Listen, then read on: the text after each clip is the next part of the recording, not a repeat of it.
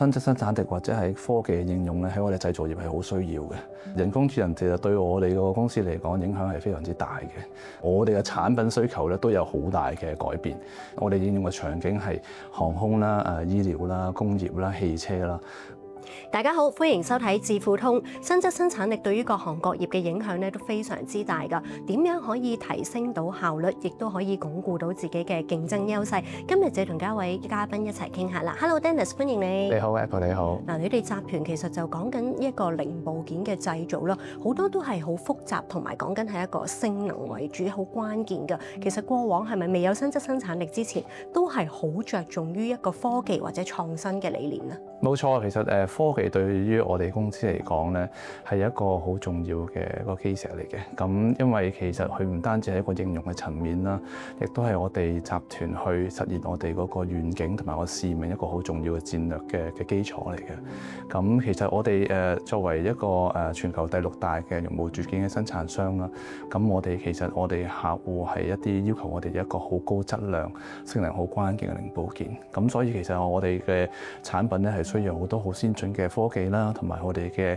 數字嘅系統去做呢啲咁嘅產品出嚟嘅，令到呢啲產品咧係更加係能夠符合佢哋好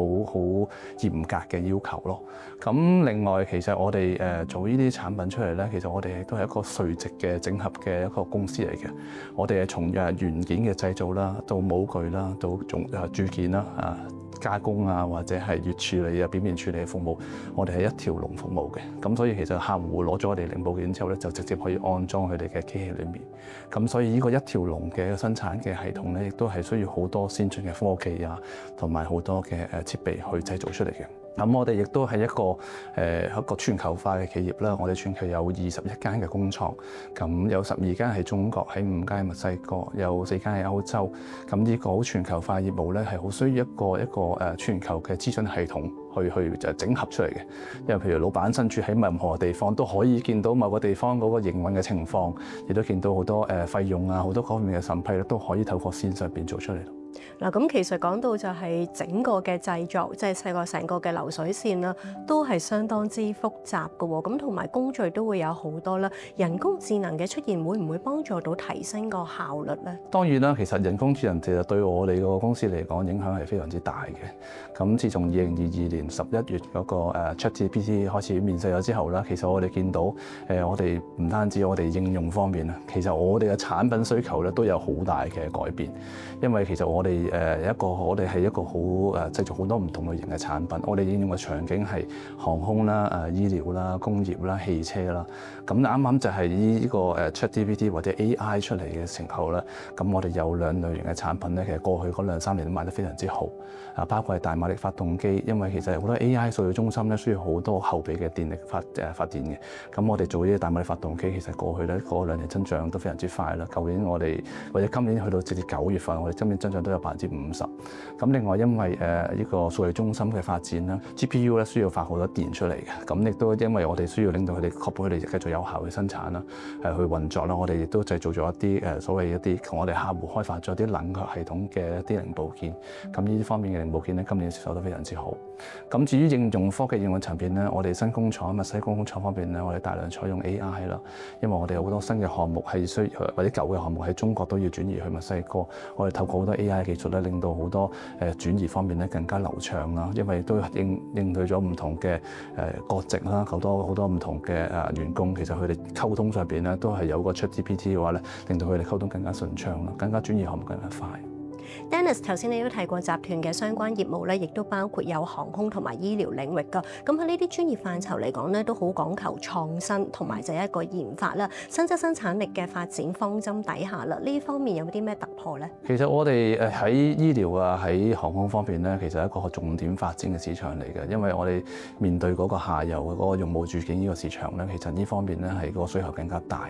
咁航空零部件方面咧，我哋喺舊年咧，我哋從我哋一個好大嘅客戶裏面簽咗一個個長期協議啦，咁亦都係加快呢方面嘅發展，喺航空業嘅發展。咁我哋今年亦都開發咗大量有關嘅零部件啦。我哋今年新嘅開發嘅航空醫療零部件可能超過200個，亦都係過去幾年比較高嘅一個數目啦。咁我哋喺醫療項目方面咧，我哋早2年啦，2023年我哋開發咗同一個美國嘅頭部手術機械人有關嘅公司啦，我哋開發咗好多新嘅零部件。咁跟住上半年亦都量產，咁呢方面咧亦都帶嚟我哋比較大嘅增量嘅銷售咯。咁我哋未來都會集中喺航空醫療方面咧，希望有更多新嘅零部件可以提供俾我哋客戶。你哋集團嘅廠房就遍佈全球，咁有好多啦。咁但係個佈局上咧，有冇話特定某一個國家或者地區嘅廠房係支援某一個嘅產業㗎？頭先講啦，我哋中國有12間工廠啦，其實佢哋嘅工廠基本上所有全方位都可以做到出嚟嘅。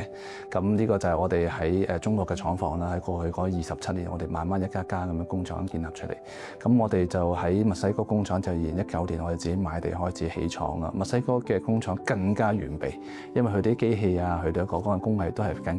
加成熟，因為都係參考咗我哋中國嘅經驗。咁所以我哋喺 SLP 即係墨西哥呢個城市裏面咧，我哋自己嘅工廠咧係投資非常之大，過去5年咧投資咗25億港元，咁有一個非常大嘅工廠，亦都可以應對所有唔同嘅一個終端市場，包括你先所講嘅航空啊、汽車啊、醫療啊、工業啊，全部都可以應付到。喺我哋歐洲出嘅工廠咧，我哋最主要係收購翻嚟嘅。咁10年前我哋喺歐洲德國啊、土耳其啊之後，我哋收購嘅工廠翻嚟，佢哋最主要嘅服務係一啲汽車啦、工業嘅板塊。未來我哋都考慮緊睇下會唔會喺嗰邊可能做一啲其他嘅終端市場嘅收購合併嘅計劃啦。今年或者係即係過去一段時間啦，其實見到好多嘅廠房或者係唔同嘅行業都受到就係一個國際貿易或者關稅嘅問題所衝擊㗎。你哋相關嘅業務有冇受到一定嘅挑戰？Apple 你講得好啱啊！就係今年2025年係一個關稅好多變化嘅一年啊，亦都對各行各業都好受到影響啦。佢一個同行業嘅供應鏈都好受影響。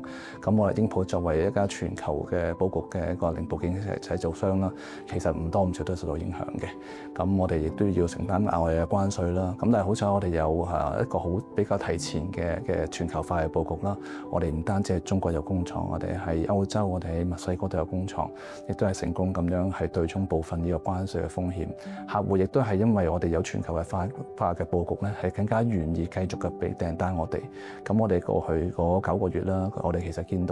到我哋客戶咧繼續咁樣俾新嘅訂單，尤其是我哋墨西哥工廠，所以我哋估計未來幾年墨西哥工廠會有一個好快嘅銷售收入嘅增長。有危自不然咧，就係有機嘅。咁雖然大家會覺得就係關稅嘅問題咧，都好困擾下啦。咁但係同時都會有一啲嘅新機遇，就係大家睇下就係有冇邊一啲國家或者邊一啲業務咧，就比較上冇受衝擊㗎。呢方面會唔會都為你哋帶嚟咗一啲新嘅機遇咧？冇錯啊，其實我哋見到正如頭先所講啦，我哋喺墨西哥方面見到有好多大量嘅增量嘅銷售啦。咁另外亦都有啲市場，我哋見到就係話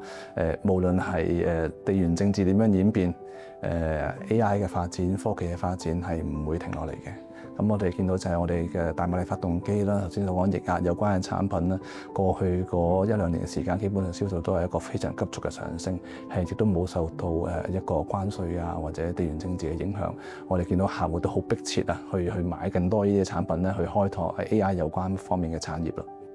咁其實新質生產力嘅發展咧，對於各行各業嚟講咧，都帶嚟一個新嘅出口咯。你所講，你又點睇未來全球嘅產業鏈啊？全球未來嘅產業鏈，我覺得就係會持續咁樣去優化啦。因為其實 AI 嘅出現就係提升咗好多方面嘅效率。以前諗唔到嘅嘢，其實可能 AI 好快已經可以做到出嚟。咁我哋亦都乘住呢方面，我哋無論係我哋提供嘅產品啦，更多俾 AI 有關產業㗎啦，亦都希望我哋喺內邊我哋 internal 嘅 process 上面咧，希望可以更加優化我哋系統啦，提高我哋產品嘅質量啦，提高我哋嗰個性價比啦，希望我哋可以做得更快，做得更好。